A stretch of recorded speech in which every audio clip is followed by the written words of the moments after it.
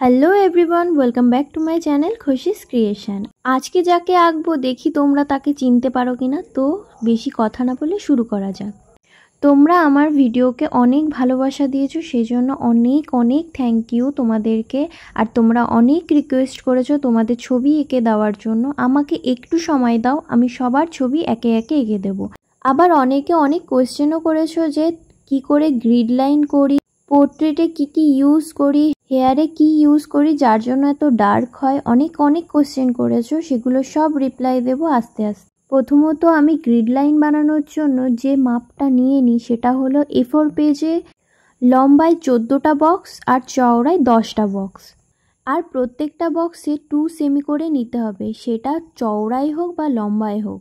Grid line হয়ে গেলে যে পোর্ট্রেটটা আমরা বানাবো তার একটা সুন্দর আউটলাইন করে নেব।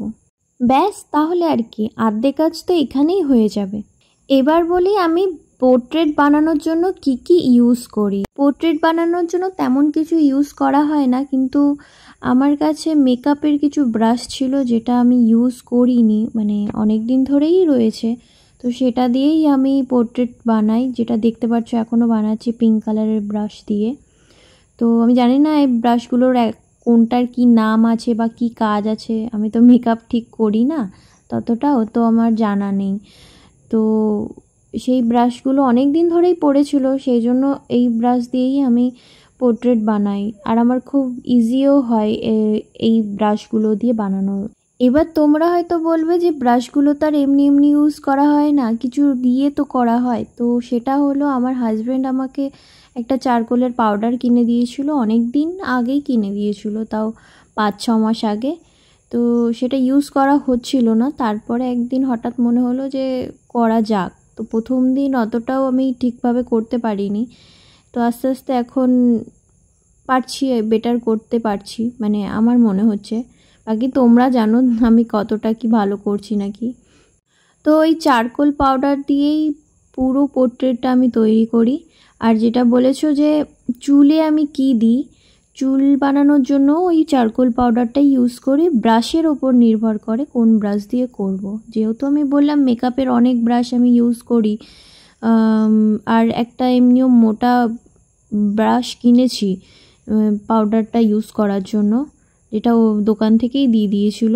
আর তোমার সেরকমভাবে আর কিছু ইউজ করা হয় না, এই পাউডার আর ব্রাশগুলো দিয়েই সব পুরো মোটামুটি কাজ হয়ে যায়। আর একটুও আমার পেন্সিল লাগে না, আমার জাস্ট পেন্সিলটা লাগে আউটলাইন করার জন্যই। আর একটা কথা বলে রাখি, আজকের পোর্ট্রেটটা আমি 90% না দেখে করেছি।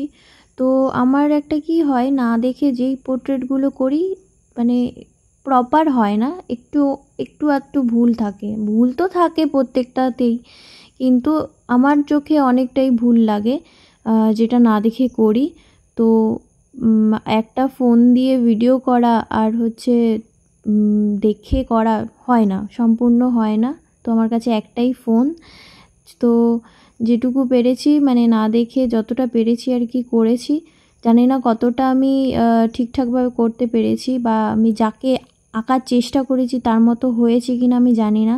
তো যদি হয়ে থাকে কমেন্ট করে অবশ্যই জানিও, আর যদি নাও হয়ে থাকে তবুও কমেন্ট করে জানিও। আর যাকে এঁকেছি তার নামটা কমেন্টে লিখে যেও। তো আজকের ভিডিওটা এতটুকুই, দেখা হচ্ছে নেক্সট ভিডিওতে। আর আমার চ্যানেলে যারা নতুন তারা চ্যানেলটিকে সাবস্ক্রাইব করে দিও। নেক্সট কার পোর্ট্রেট বানাবো সেটাও জানিও।